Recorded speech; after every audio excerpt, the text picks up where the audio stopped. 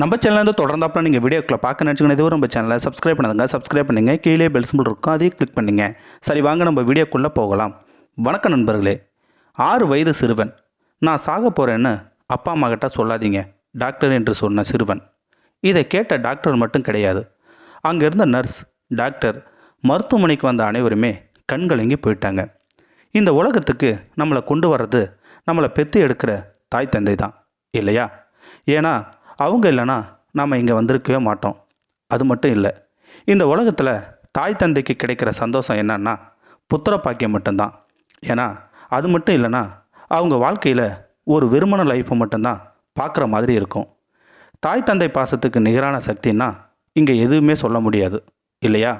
ஒரு இளம் தம்பதிகள் தன் 6 வயது மகனை காப்பாற்றுறதுக்காக தங்களுடைய வாழ்க்கையை அர்ப்பணிக்கிறாங்க.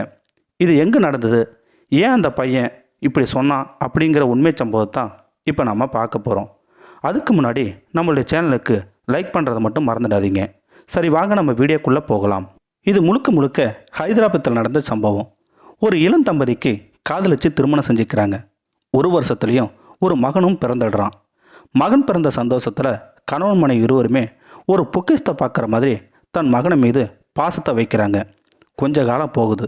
அந்த குழந்தை 6 வயசு ஆகி நல்ல விவரம் தெரியக்கூடிய பையனாகவும் இருக்கிறான். அந்த தம்பதிகளும் சின்ன ஒரு நிறுவனத்தில் வேலை செய்கிறாங்க.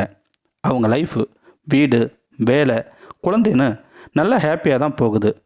எப்பயுமே நல்ல நேரம் வரும்போது தான் கெட்ட நேரமும் சேர்ந்து வரணும்னு சொல்லுவாங்க இல்லையா? அந்த தம்பதிகளுக்கும் அப்படி தான் வந்தது. அந்த 6 வயது சிறுவன் விளையாடிக்கிட்டு இருக்கும்போது திடீர்னு மயங்கி விழுந்துடுறான் அந்த சிறுவன். உடனே மகன் விழுந்ததை பார்த்த இளம் தம்பதிகள் பதறி போய் தூக்கிக்கிட்டு ஹைதராபாத்தில் உள்ள அப்போலோ மருத்துவமனைக்கு தூக்கிக்கிட்டு போகிறாங்க. அங்கே நரம்பியல் நிபுணராக டாக்டர் சுதீக்குமார் பணியாற்றி வருகிறார். அவர்கிட்ட போய், டாக்டர், என்னோட பையன் விளையாடிட்டு இருக்கும்போது மயங்கி விழுந்துட்டாங்க அப்படின்னு சொல்கிறாங்க. உடனே டாக்டர் ஊசி மூலமாக சரி செய்யலான்னு பண்ணுறாங்க. ஆனால் அந்த 6 வயசு பையன் கண்ணையே திறக்கவே இல்லை. தீவிர சிகிச்சை பிரிவில் சேர்த்து அந்த சிறுவனுக்கு சிகிச்சை அளிக்கிறாங்க. சிகிச்சை அளித்த மருத்துவருக்கு தெரியுது. அவர் ஒரு நிமிஷம் அதிர்ச்சி ஆகிறாரு. அவனுக்கு அரிய வகை மூளை புற்றுநோய் பாதிக்கப்பட்டிருப்பதை கண்டறிந்தார் மருத்துவர். அந்த சிறுவனுக்கு அறுவை சிகிச்சை மூலமாக ஹீமோதெரபி சிகிச்சையும் வழங்கப்பட்டது. உடனே டாக்டர் மனுவின் தாய் தந்தையிடம் இந்த மாதிரி நோய் வந்திருப்பதாகவும் தெரியப்படுத்துகிறாங்க. மனுவின் பெற்றோரும் மருத்துவர் சுதீரிடம் தனது மகனுக்கு நோயின் தன்மையை எடுத்து கூறி புரிய வைக்கணும்னு சொல்கிறாங்க. டாக்டரும் சரின்னு ஒத்துக்கிறாங்க. அந்த சிறுவன் கண்ணை திறந்து பார்க்குறான். அந்த சிறுவனை தன்னோட ரூமுக்கு அழைச்சிக்கிட்டு போகிறாரு மருத்துவர். அந்த சிறுவனின் ரிப்போர்ட்டை அனைத்தையுமே காமிக்கிறாரு. இதை பார்த்த சிறுவன் மருத்துவர் சொல்கிறதையும் கேட்குறான். தம்பி, உனக்கு அரிய வகை மூளை புற்றுநோய் வந்திருக்கு. இன்னும் 6 மாதம் மட்டும்தான் உயிரோடு இருப்பேன்னு, அதுக்கு தான் இந்த மாதிரி சிகிச்சையெல்லாம் செஞ்சுருக்கோம் அப்படின்னு சொல்கிறாரு மருத்துவர். இதை கேட்ட அந்த சிறுவன், டாக்டர், நீங்கள் கொடுத்த ரிப்போர்ட்டை வச்சே எனக்கு என்ன வகை நோய் வந்திருக்குன்னு தெரிஞ்சுக்கிட்டேன். இருந்தாலும் இதை பற்றி எனது அப்பா அம்மா கிட்ட சொல்லாதீங்க. நான் இன்னும் 6 மாதம்தான் உயிரோடு இருப்பேன்னு சொல்லாதீங்க. என் மீது அளவு கடந்த பாசத்தையும் வச்சுருக்காங்க. இதை அவங்களால தாங்கவே மாட்டாங்க.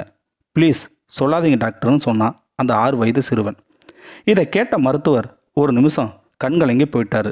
உடனே இதை தாய் தந்தையிடம் சொல்ல தன் மகனை கட்டி பிடிச்சி அளவும் ஆரம்பிக்கிறாங்க மனுவின் தாய் தந்தையார். மகன் இன்னும் 6 மாதம் மட்டும்தான் உயிரோடு இருப்பான். அவனுக்கு வேண்டிய சந்தோஷங்கள் அனைத்தையுமே தரணும்னு முடிவு செய்கிறாங்க அந்த தாய் தந்தை. தங்கள் வேலைகளுக்கும் தற்காலிகமாக விடுப்பும் எடுத்துக்கிறாங்க.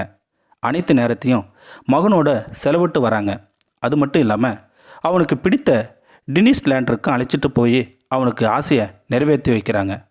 மருத்துவர் இன்னொரு தெய்வத்திற்கு சமம் என்பதை உணர்த்தும் வகையில் அச்சிறுவனின் மரணத்திற்கு பின் அவனது பெற்றோர் மருத்துவர் சுதீரை பார்த்து வாழ்வின் சிறப்பான 8 மாதங்களையும் கொடுத்ததற்கு நன்றி என கூறிவிட்டு வீட்டுக்கு சென்றனர். இந்த வீடியோ உங்களுக்கு பிடிச்சிருந்தா கமெண்ட் பாக்ஸில் கமெண்ட் பண்ணுங்கள். கூட உங்கள் ஃப்ரெண்ட்ஸுக்கு ஷேர் பண்ணுங்கள். இதுவரை நம்ம சேனலை சப்ஸ்கிரைப் பண்ணுங்கள். சப்ஸ்கிரைப் பண்ணுங்கள். கீழே பெல் சிம்பல் இருக்கும், அதையும் கிளிக் பண்ணுங்கள். தேங்க்யூ ஃபார் வாட்சிங்.